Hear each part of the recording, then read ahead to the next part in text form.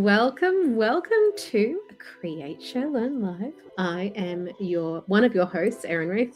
If you're first time joining us, thank you so much for coming along to me and my wonderful co-host Ben Iles's live stream, where we talk about some tech news, some education stuff, things that we nerd out about, things that we're excited for, things that we nerdily are excited for. It's a pretty loosey-goosey show.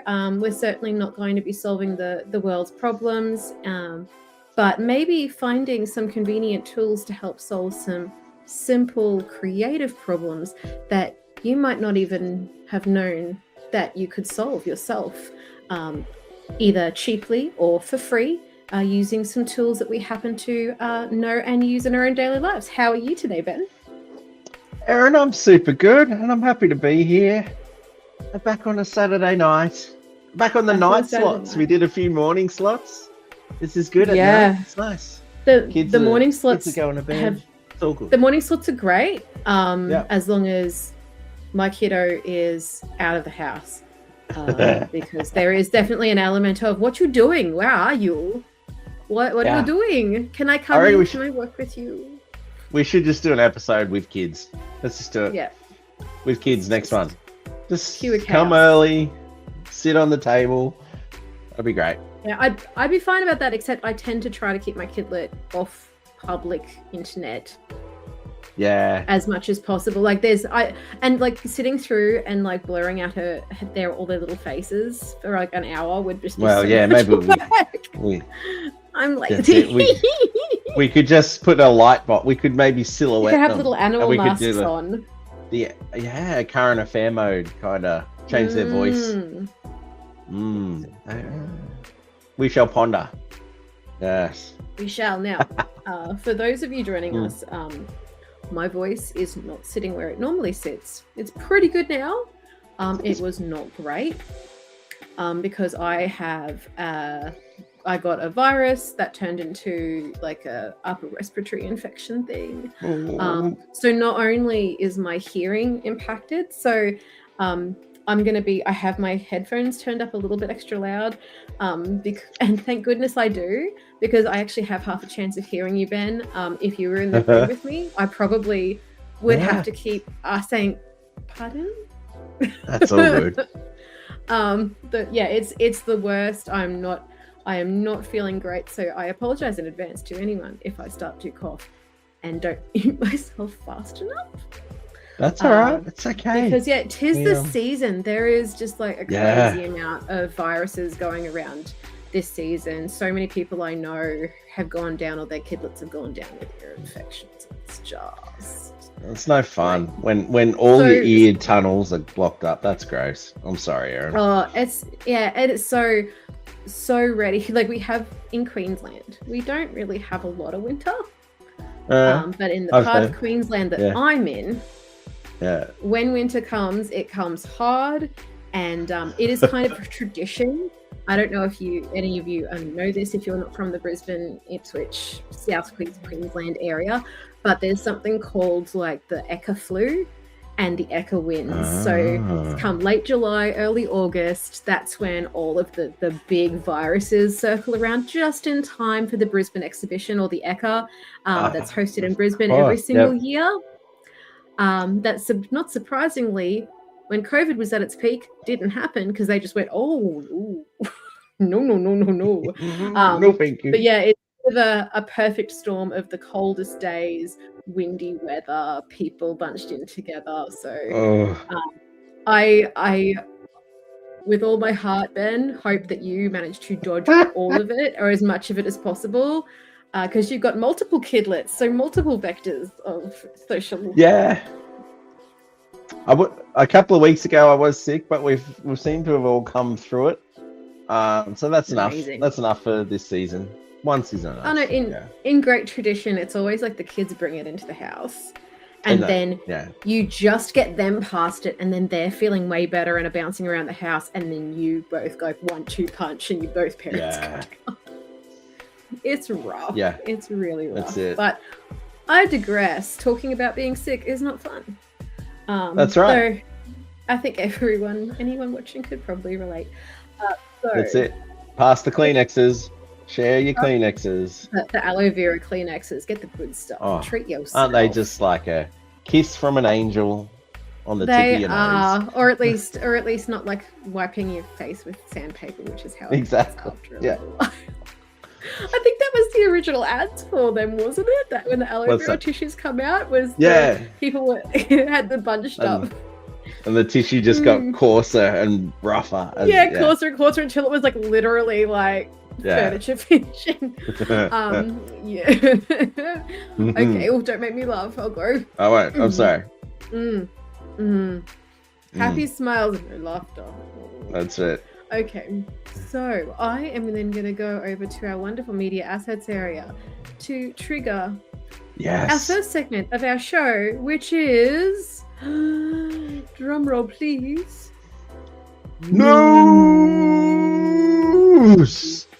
News. Now I hope you didn't enjoy that, Erin, because that might don't laugh too much. Keeping the cough down, That's tampering my enjoyment.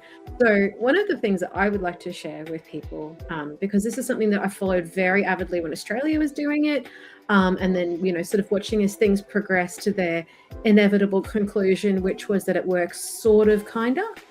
But France and the UK are also looking to or have already passed laws banning under 15s from social media.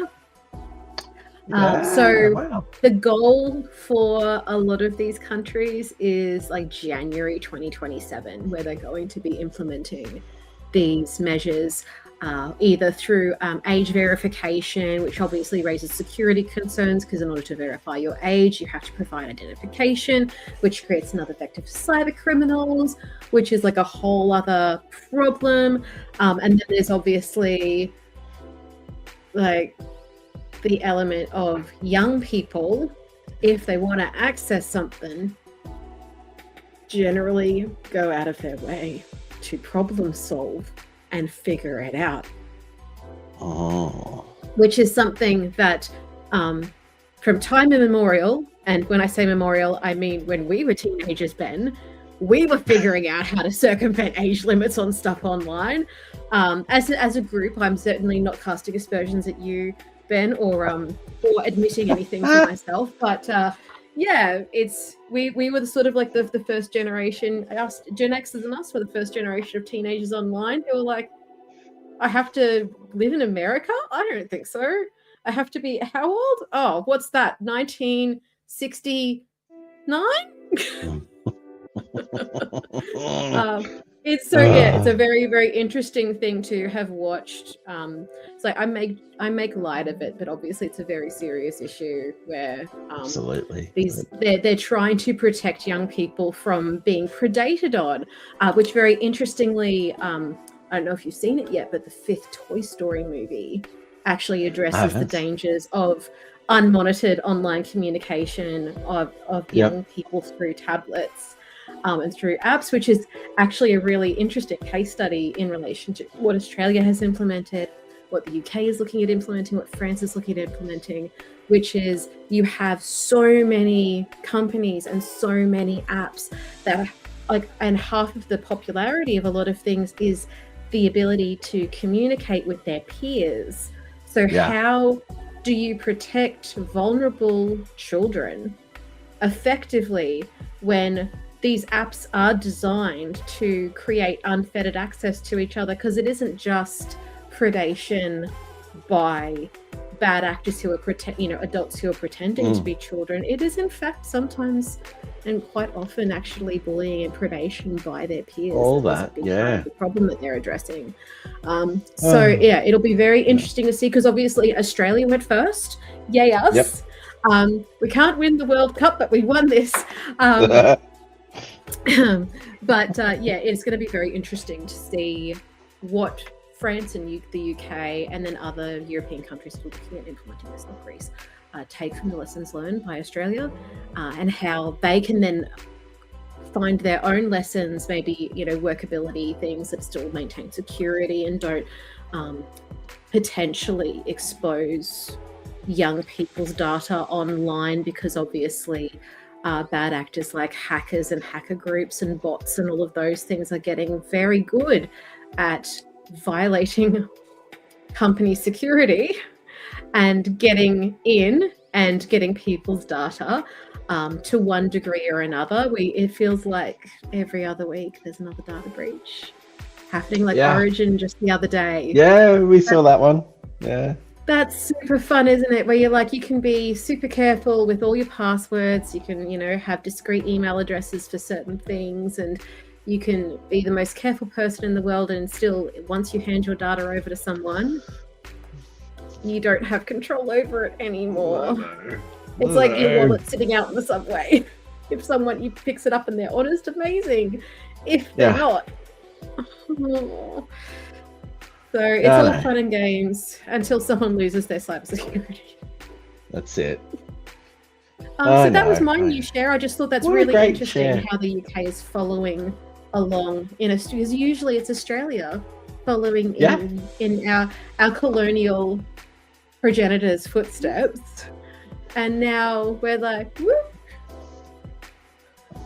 follow me, boys. We know what to do. That's it. Yes. Well, it must speak to some level of success we're having. Surely. Yeah. Got to see. All right, Erin. Well, I'll push some buttons here. I've got a couple of little bits of news.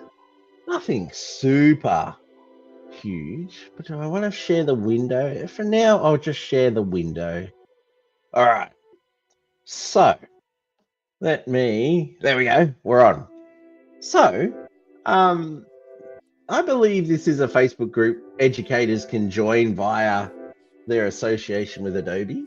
I don't know, my music's gotten very loud. Can you still hear me, Erin? You can still hear my voice fine? I can still hear you, but I can definitely see if I can turn the lo-fi down. Just give me two Just a little shakes. bit. The lo-fi through the hi-fi was absolutely rocking. That was good.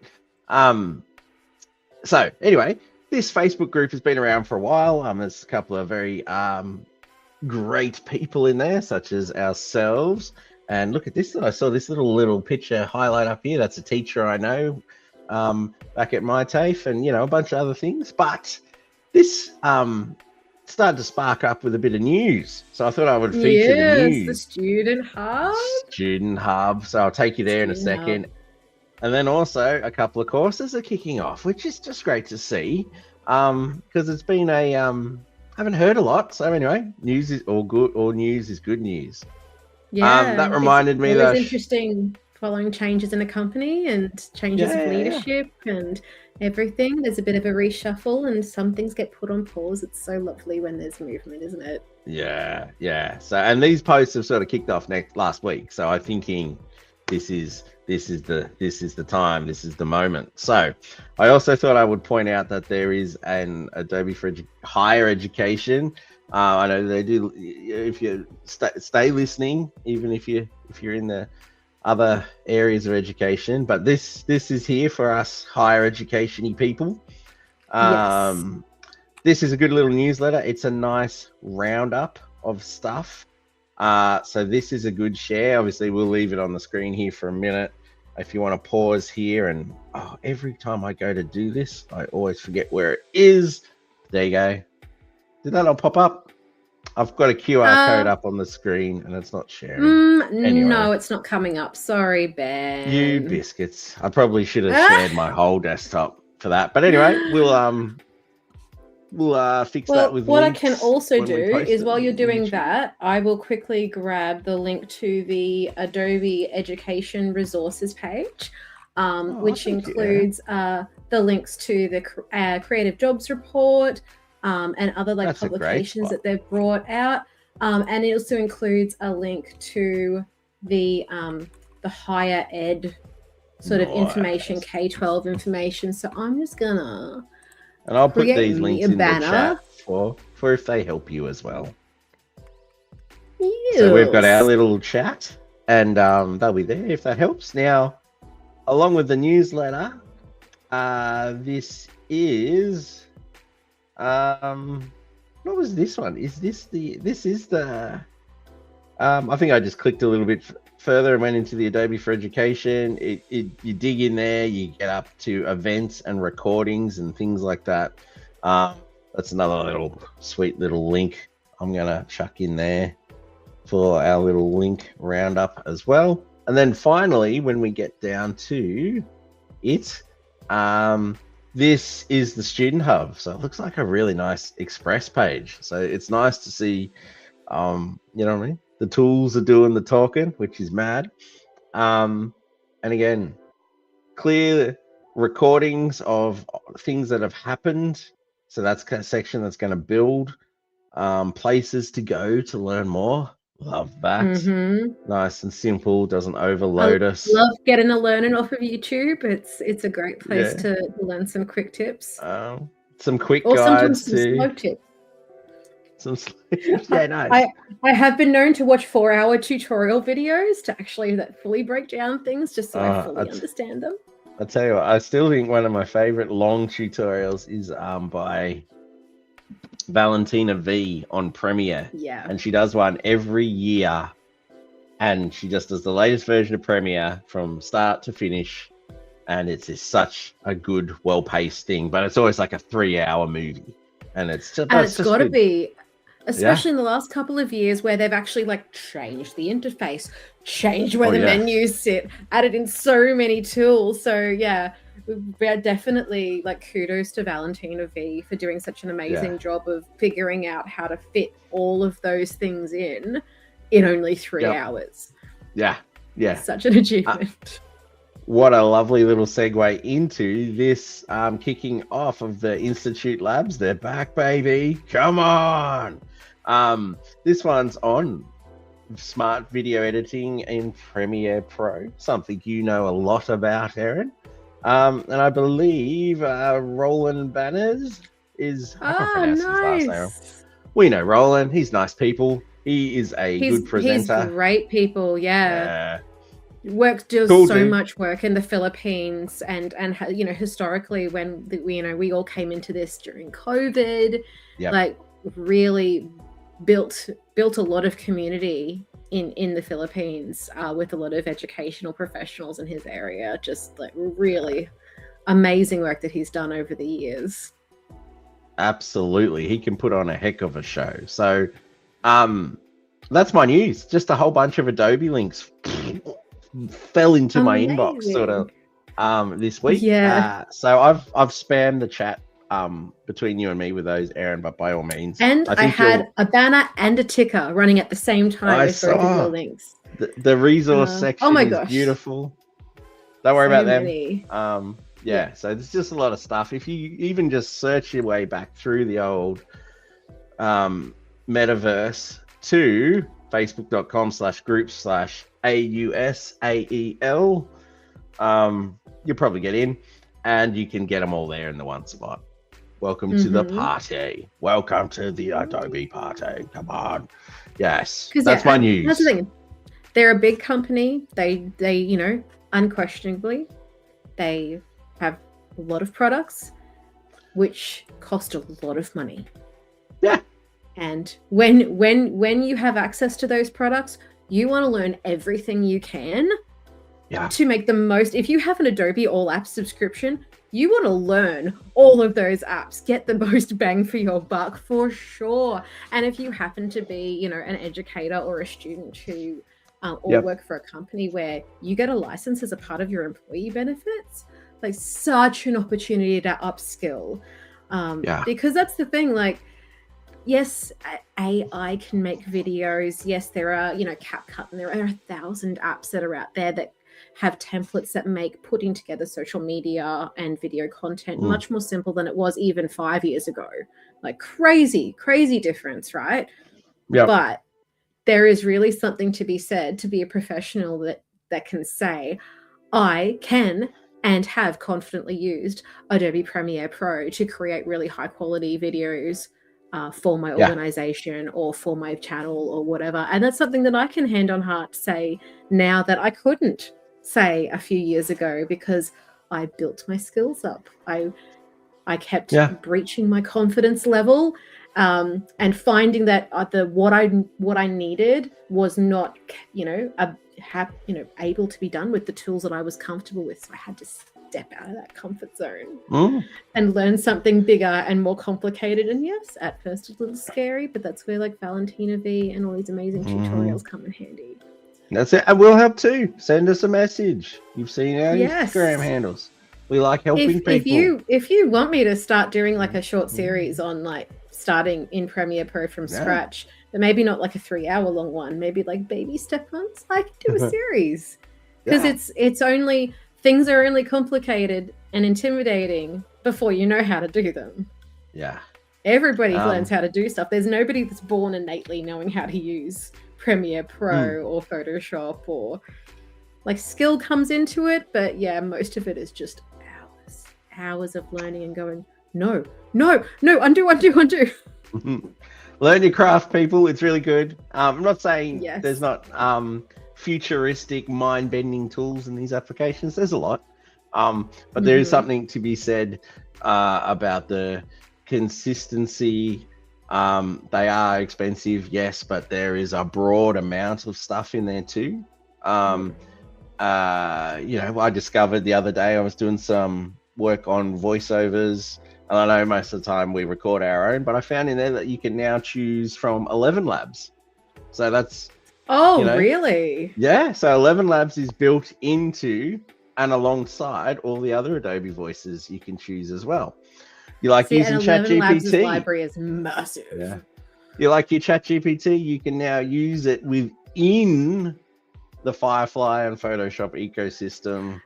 So you're using it within an organization that allows for those models that's the other thing as well. If you work in education, ever so occasionally you'll go, oh, shiny new feature in Firefly, and then you'll go to use your work license and it'll go and that happens. It does. It's only because your cybersec team are like very carefully combing through everything to check what data goes where. Like, God bless our cybersecurity teams. Well, by default, they leave everything off. I know that because I worked as the trainer for an IT department. Not training them, training the department to understand them, basically. So everything's off. But if you show them why you might need it, and you can demonstrate that it is beneficial, most of the time they're reasonable. But it's about that conversation with your department and the vendors. Generally, you just want to make things better. Most of the time they do too. And they have a right to be cautious. You know what I mean? Like, I love that there's an ecosystem of tools where you can actually work with your students' work and your students' likenesses, and it's a boxed off, safe thing. You're not just, I need a poster. I need to put someone's photo on an award certificate. You don't have to run the gauntlet of slamming it through your private AI. You know what I mean? You do it right. Exactly. And they don't want data going somewhere that it shouldn't, and you're getting in trouble. They're basically there to just like sort of be, if you're about to step on a rotten board using a tool that you don't realize has a rotten board, one of the biggest amazing things that our cybersec teams across, whatever educational institution you happen to work for, one of the most amazing things they do is they grab the back of your shirt and pull you back before your foot can go through. Yeah, it's great. And yes, sometimes you're like, why are you pulling my shirt? They're like, problem. And you're like, oh, thank you. Yeah. Like, I was annoyed, but now I'm really grateful. Thank you so much. Exactly. Yeah, they are sort of, sometimes they could tell their story better. I find generally each IT department is doing something that if they just explained it well enough, you'd be like, I get it and I respect it. But sometimes that's where they could do a bit more. And that's why there's people like us. That's why we have jobs, Ben. It's amazing that, we get to help be the storytellers to take stuff that is super dry and present it with a little bit of spicy personality, flavor to make it a little bit more palatable. Because otherwise it's just death by PowerPoint and nobody wants that. Speaking of avoiding death by PowerPoint and other amazing things that you can do, let's go to our next segment, which is, are you ready? Born ready. No, that's neat. Oh, that's neat. So neat. So cosmic. Neat. So I would love for you to go first, Ben. Erin, I would love nothing more than that. Let me just push some buttons here. Screen share. I'm going to share the whole screen. Don't care. Getting wild. Share. Bosh. Here it is. Welcome to my desktop, ladies and gentlemen, and everyone else attending. I'm going to press that little hide button there, and you'll find yourself. I don't know if I've ever shown you this application before. You may have heard of it. It's Adobe Photoshop. Adobe Photoshop. Have you heard of it? Once or twice. Once or twice. They've yes. come Now, up in conversation. Okay. Now let me show you another application called Adobe Liha. I think it's French. Lightroom. Adobe Lightroom. It's silly. It's after 8. I'm getting silly. So it's been a crazy day. All right. Adobe Lightroom. Yeah. You put a photo into it, or you go chase down a photo, and then you move sliders around, and it's a very, very either powerful, but simple. It's powerful and a simple way to edit photos. Yeah. Exposure. We move the exposure up, we get more light. We move the exposure down, we get darker. Yeah, it's all sliders based, left to right. Very easy. We love it. Photoshop, on the other hand, or Photoshop Beta, which is the one that's sort of coming soon, has a lot of complexity to it. That's why the nerds love it. I love it. I wrote my wedding speech in it. Like this is my daily. So, but we've got tools down the side here. We've got tools that change across the top. All these things that button and menu, and it's just a whole lot. But they're kind of coming together nicely.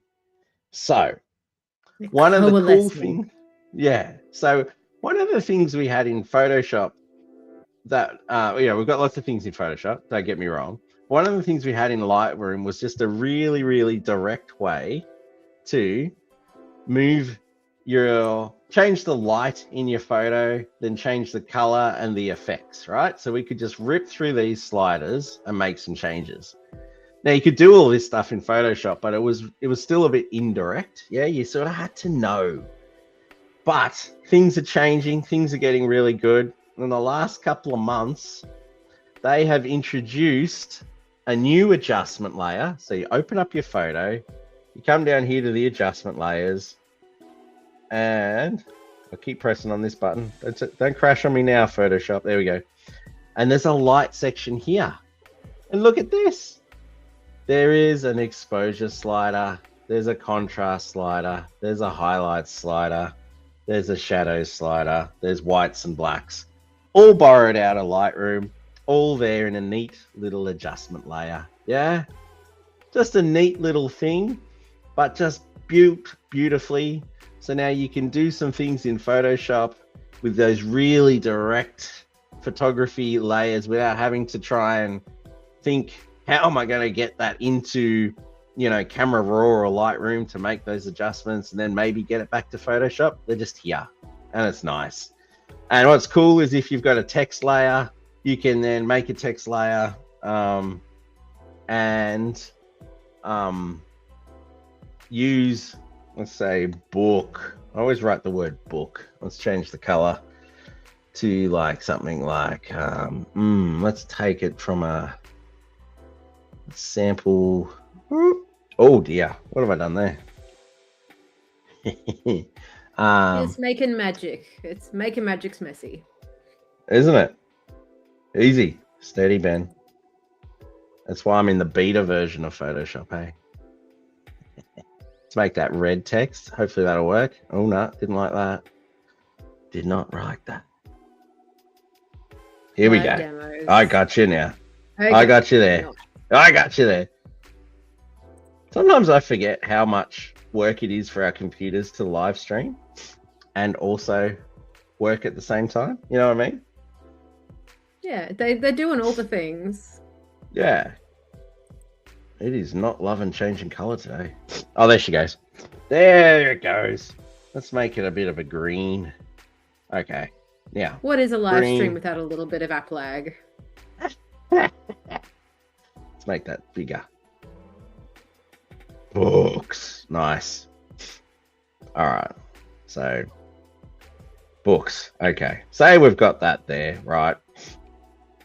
What's kind of cool about this is we can take that books layer and we can take it outside. We can put it inside under that light layer. We could also take that light layer and we could double click on it, open it up in here, and we could say, hey, let's clip it just to the books. Yeah. So now I can just change the brightness of the books. Yeah. Drop the contrast of the books, increase the light of the books. It's a nice way to use photo editing tools across every single aspect of Photoshop. I'm loving it. Very nice. Nice. And look, if I just sound off and the 3 photographers who watch this go, that's cool, that's really cool, I'm happy. It's just a nice thing. They've also built in there the color and vibrance ones. So these color adjustments from Lightroom are now there as a separate layer. That's neat. And then also, and unlike, if you were to do this in, say, Microsoft Word, where you put a picture in the background and you put words in the foreground, right? If you press a space bar too much on the text, the image isn't going to suddenly disappear over there for some reason. Like it's locked. It's tight. It's so good. Having all these adjustments here. One of the other things that's really cool, if I just delete a couple, oops, excuse me, starting to cough. That's my job, this broadcast. You passed the torch. Sorry, everybody. No, I couldn't have given you germs. You're too far away. You put germs in the chat, Erin. I'm very upset. I'm so sorry. I should have sprayed more eucalyptus. Because it's a layer, because it's Photoshop, we've made those brightness and all those sorts of adjustments there, but now we can also do things with blend modes. So we've got an adjustment hooked onto a text layer, and we can use some blend mode-y stuff to make them sit in there differently. That's cool. I use that constantly in Premiere when I'm layering upon layering, especially when I'm using overlays to like emphasize things and using like negative space in a shape to then actually make like a highlight panel. You go through all of the different ones to see what looks best on the screen. It's just such a cool thing to be able to just bring in bits in as layers, but still be able to do those photo adjustments that traditionally you could do, but you had to sort of use levels or curves, and who's got time for that? Now you've just got the exposure slider, and it's cool. You can bust them out. You can do a whole bunch of clever little things, and it's just come down to some very thoughtful person finally going through and pulling out of Lightroom these 4 sections here to just really, really modernize that little that just quality of life thing in Photoshop. So these 3 are in the current version of Photoshop. So if you like don't have beta, like this is the ready to go version with the proper logo. But this one, the light one, has just arrived in the beta. So give it a few more versions, couple of months, I reckon it'll be there. Easy peasy, lemon squeezy. And I'm excited. I'm so excited. That's amazing. And I'm excited that you're excited, because it's one of those things where you sort of, when you work predominantly in one part of the software, you sort of like sometimes will assume that, of course that feature that I use all the time over here that naturally would work really well in this app would be there, right? But sometimes they evolve very separately. They have totally different development teams, and it's good to see that there's a bit of unity happening now with some really great features. And I do think a lot of it is like the cross-pollination of, people that use Photoshop and people that use things like Lightroom or Premiere Pro actually, when people use multiple apps, they actually start to go, oh, well, actually, why isn't that there? And it's like, it's just that kind of, it's sort of like these teacher problems you find where you'll have a student come to your class and they're more graphic design. And then they're like, I want to do this to this, I want to work on this kind of file, and that kind of file doesn't go into Lightroom. And you're like, it's like, why can't I brighten the exposure on a vector? I had a family member go on a holiday recently, and they have an iPhone, and it wasn't set for best compatibility. It was set, so it took them all in the proprietary Apple photo format. And I spent a bit of time, and we sat down and worked it out, and it was, they needed to be converted to JPEGs because they have an iPhone, but they work off of a PC. The PC was not reading that file format, and they don't have Photoshop or any fancy software. They just wanted to make a photo album. That's all they wanted to do. Like, it's such a simple thing, but they couldn't. Their camera had taken the photos in a file format that the computer just went, no. Yeah. I do not recognize this file type. I will not look at it. You cannot make me.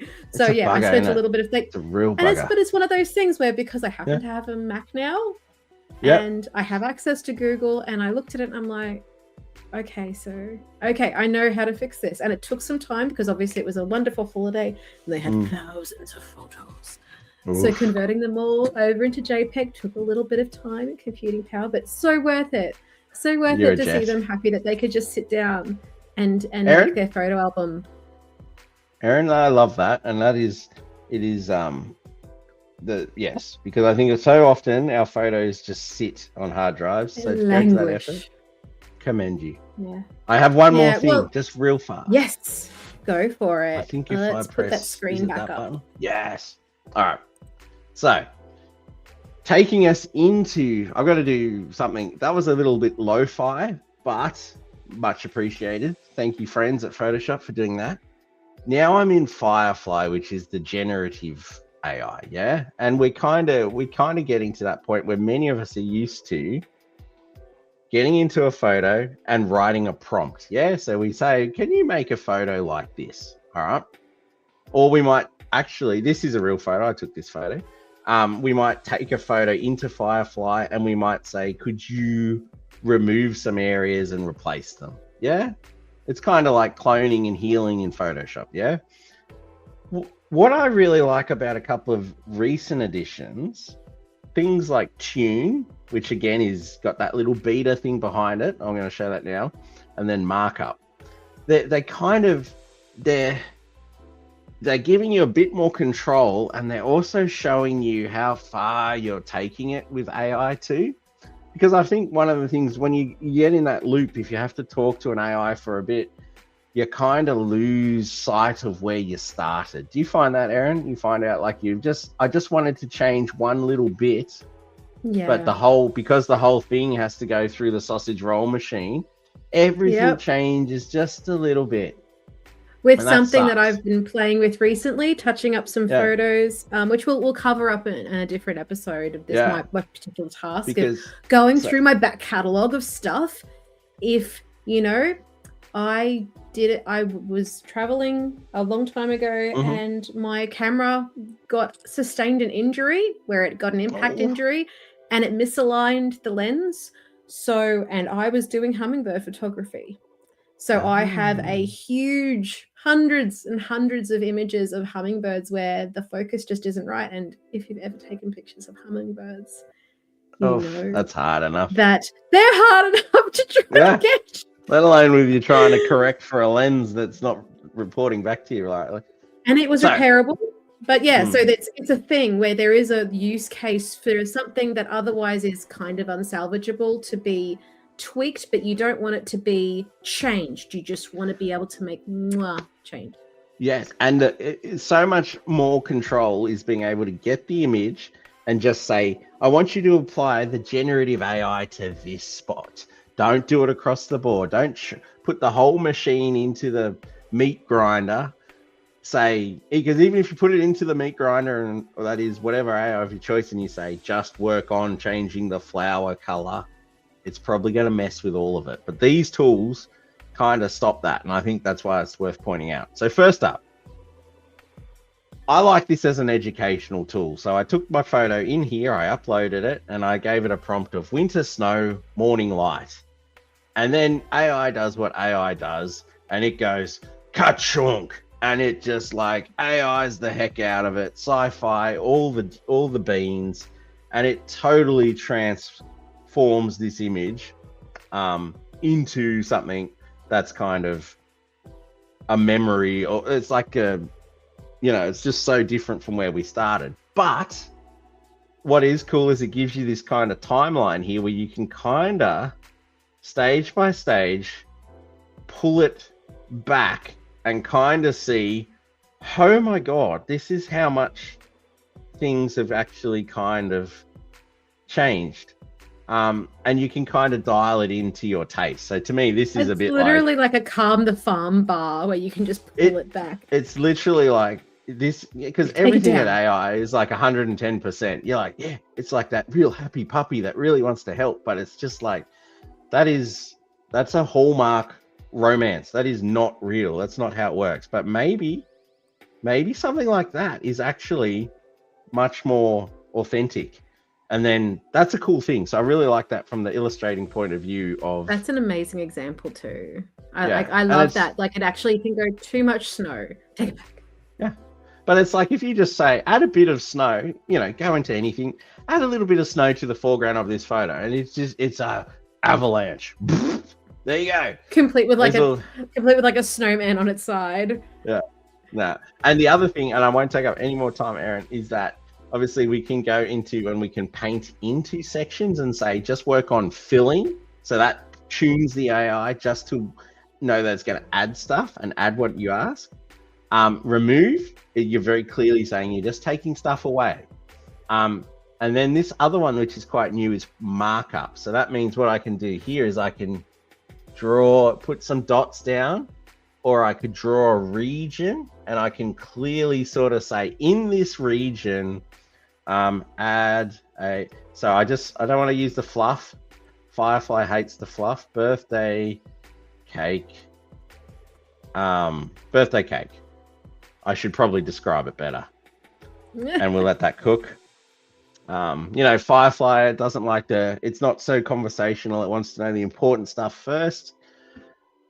But if we let this cook for a minute, and Erin, if you're worried, it's kind of cool. It'll choose a model that it thinks is appropriate from its stable of models.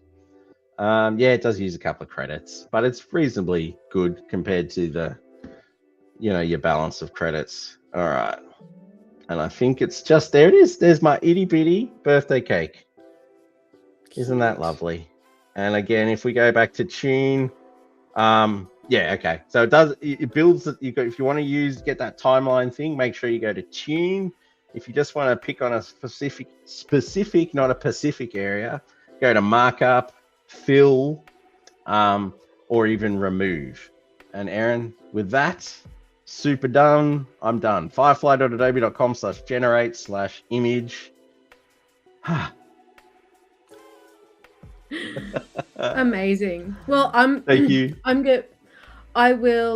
conflicted now, because I kind of want to show like the realistic status of what we were talking about specifically in relation to it changes it too much, but I might stick to my original Skillshare, and then we can have a bit of a play.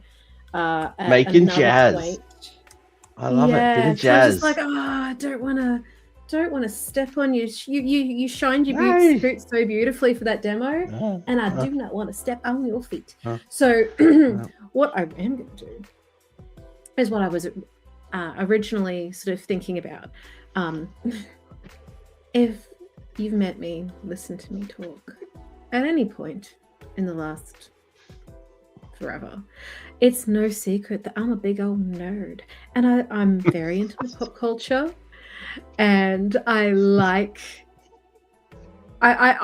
very much enjoy creativity, the creative process for myself, things that have been created by others, whether or not it's movies, music, literature. I love to know how the cake is baked.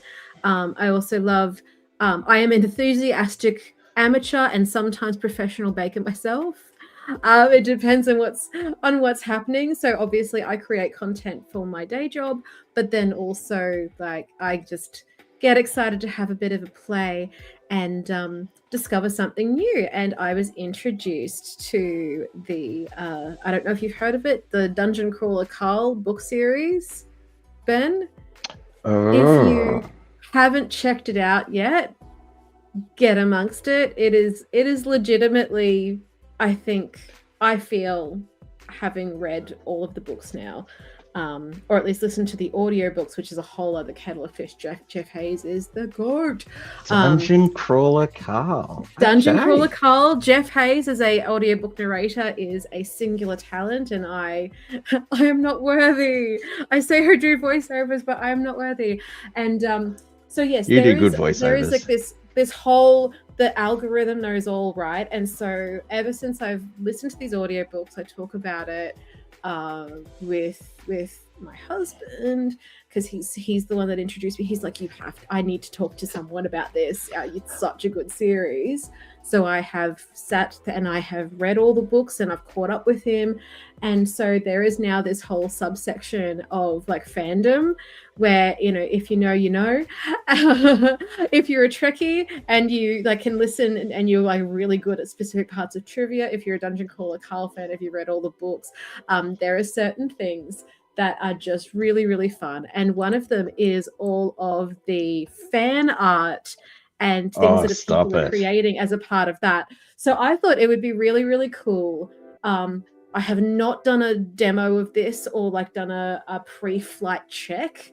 So let's make some jazz and create a little something in the theme of, and this will make way more sense once you've actually read it or listened to it, Ben, but Princess Donut, the cat from Dungeon Crawler Carl. Send it. This is great. So, Princess Donut is a sentient character who speaks beautifully, eloquently. Her full name, I don't want to butcher her full title because I don't want anyone to at us, but yes, her name is at least partly Princess Donut, the Queen Anne Chonk. Just thinking of people that have just tuned in right now, and they're going to have a ball. We'll catch you up, guys. Don't worry, we'll catch you up. It's fine. Just enjoy. And she is a fantastic, like I guess, co-protagonist of this series, right? I'm going to the bookstore. She is a wonderful piece of a complicated, a deceptively simple character that gets more and more complicated as she develops. So she is a Persian cat.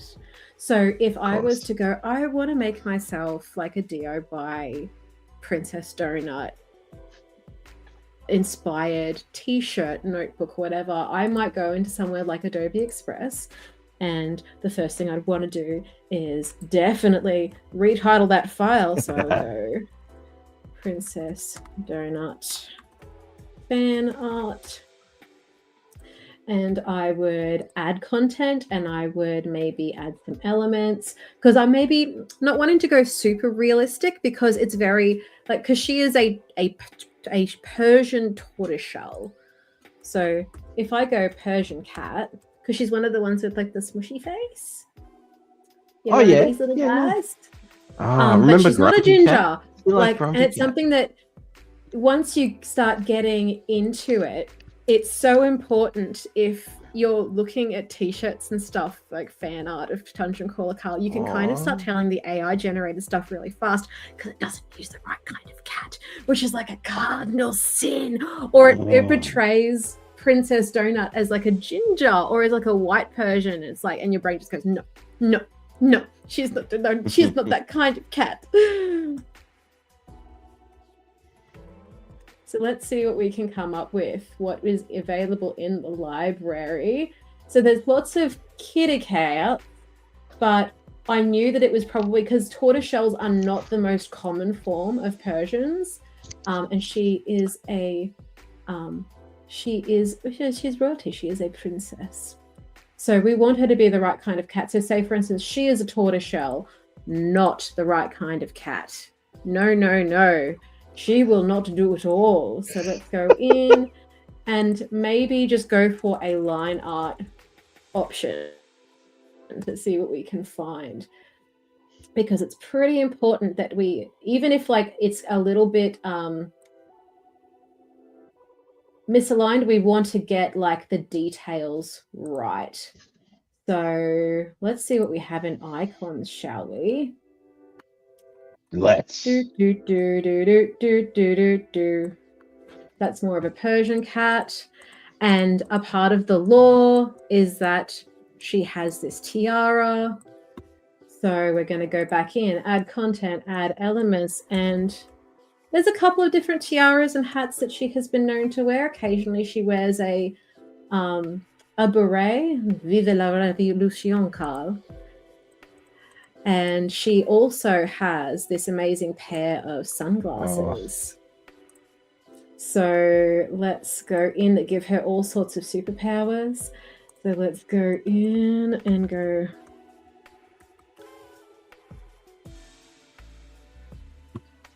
And they have to be round sunglasses. So let's just keep refining our search until we find what it is that we are after. Because they're sort of like Hollywood starlet, like the big round. Sorry, I'm on mute going, yeah, nice. Oh, maybe something... Not quite right. We don't want aviators. No, they're not aviators. Definitely not. My apologies. No, that is for super troopers. That's a whole other intellectual property. Yes. Although we may have to just select something and move on because I don't want to get too absorbed in the options and then not actually complete a demo. So let us choose these ones. They're pretty nice. Get them to a good sizing for her little nosy nose, because they are supposed to be quite large glasses.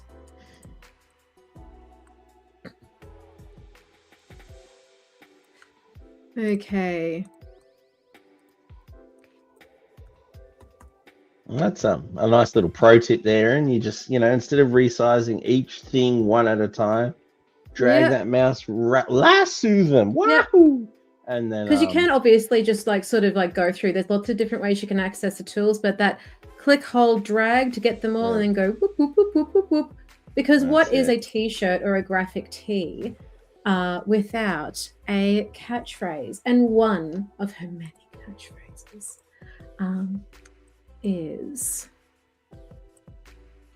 what you would expect any cat to have as a catchphrase, which is where's my dinner? Wait a second. What is happening here? I think there we go. Paint. Yeah. White on white. How dare.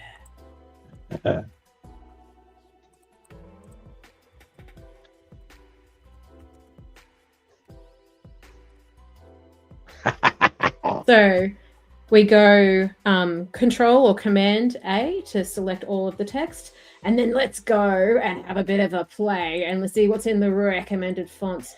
Because I kind of want something a little bit handwriting-y. So describe your font.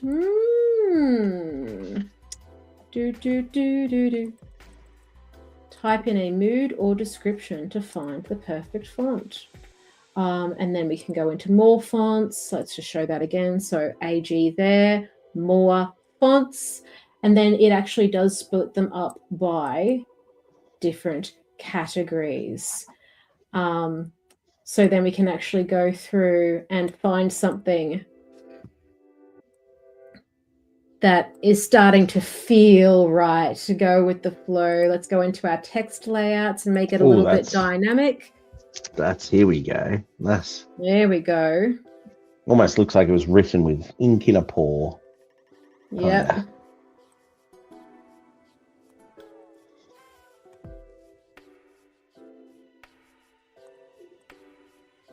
Then if I want to sort of go cut that out, paste that back in. Oh, Erin, stop it. How good. And then just keep having a little bit of a play.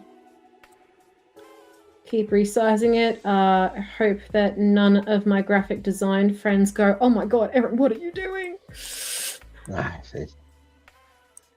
But, forgiveness, permission. There we go.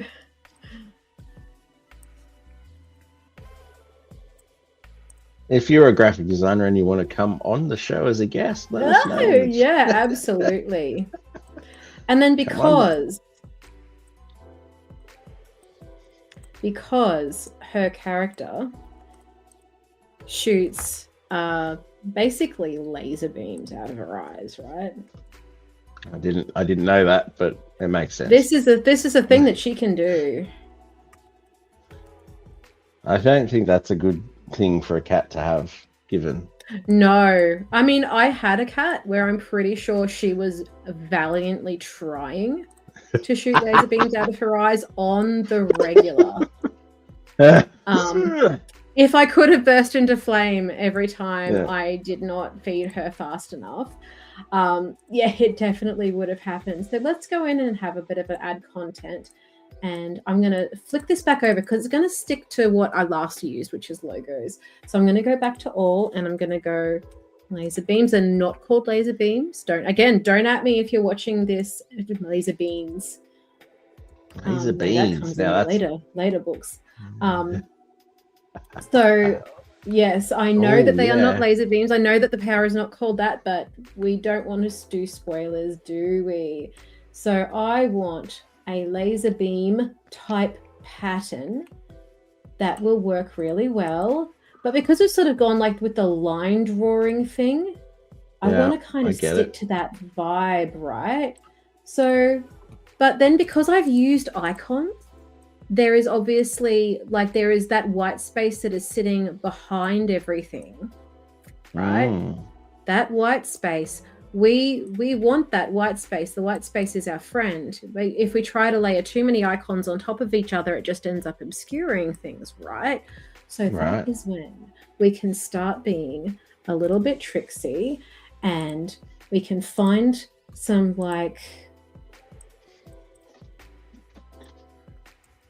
maybe if I do laser with an S, it'll come up with different results as well. That's another really important one to consider. Laser. So, now we have laser guns. We have laser hair removal. That's really good. What else do we have?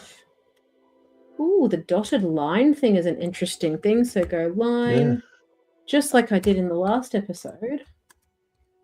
And I want to go back to all. And then I have some shapes. And then I can actually change their direction and change the line type to sort of get a little bit more of an effect. Make it a little bit shorter, then maybe make it a lot thicker. Whoop. Here we go. Start getting it that effect that I'm wanting. Maybe the triple one. And then right click duplicate, or click that and hit duplicate there. Same thing, different location. And then duplicate, position, flip horizontal. Same sort of thing if you want to make the angles replicated exactly, right? There are lots of ways that you can go about doing this in a couple of different ways. And you see I can hit that rotate button, or I can just grab the end and drag it around. That's another thing that I can do when I'm having a bit of a play with this. And then I go duplicate, and because it's a horizontal line, it'll even let me match it. Look at that. And then maybe I don't want it to go all the way off the page. Maybe I want to have that lovely sort of rounded end of the laser beams happening, and I can line up that bottom edge there to the bottom edge there, keep it syncing up, looking nice and consistent, and then give that a bit of a draggy drag, give that a bit of a pull down there, duplicate, and then position, flip horizontal, and line her up, and look at those beautiful guidelines, making my life easier. One click and drag at a time. So if I'm looking at this and I go, actually I can see like some of the features of the cat, and it's kind of like interfering with the glasses, then I might want to go add elements, and then now go circle. I spelled circle correctly. Hooray. I never spell anything right on live streams. It's such a drag. If I know I'm being watched, even online, if someone's looking over my shoulder, it's like I'm suddenly incapable of typing. Such a funny mental block. So let's just grab that, and then that circle's sitting on top right now, right? Yep. So I want to go copy and paste, which is another way you can duplicate things. Yeah, nice. And then I want to select both of them, and I'm going to group them by either actually physically grouping them by hitting the group button, or if I've selected both, I can actually drag them down through the layers by selecting one. And now, if I make that fill transparent, before you could kind of see the cat's features through it, whereas once I block it out, it starts looking really tidy, right? Just that little bit of emphasis in the right place creates just that little bit of uniformity. And I can do something similar with blocking out like the edges of the crown, because obviously that tiara wants to sit in front and not behind. So I could even technically do that with the circles if I wanted. I could command copy, command paste, and then I could make that circle a bit smaller, get it sort of like in the right ballpark, and then duplicate that, do the same thing over here. And it's called blocking. And it doesn't have to be fancy or complicated. It's just enough just to get it to where it needs to be so that you're happy with it. Such a clever, simple thing that, with a little bit of time, it's not hard. It just needs a little bit of time and it's going to look great. There we go.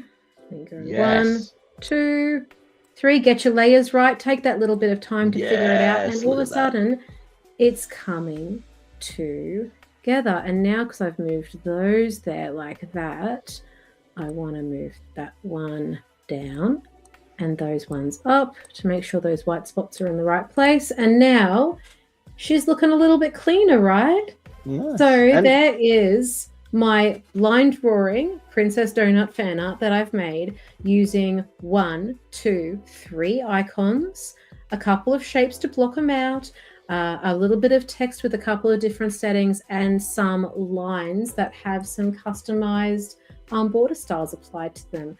And I can download that as a PNG, as a JPEG.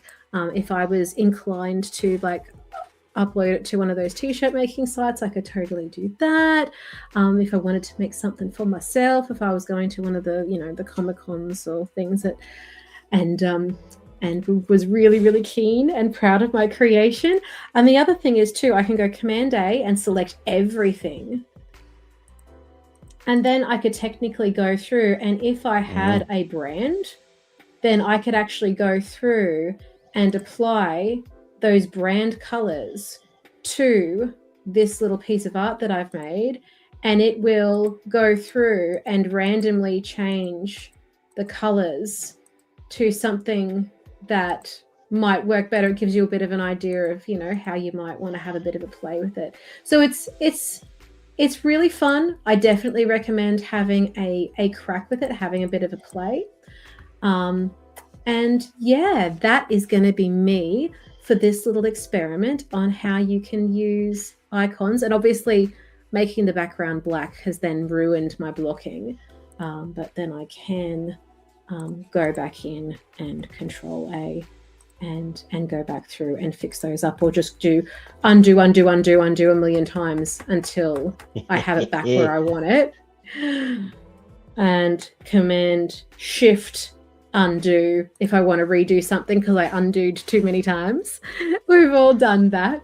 So there's a few little tips and tricks on how you can create your own fan art pretty quickly, based on something that you really enjoy. And it's applicable to so many different classroom contexts. Like this could be done at any age level as a way of teaching students where the tools are, in Adobe Express as a thought experiment of how they might portray a character that they really, really love, using really specific details in such a way that they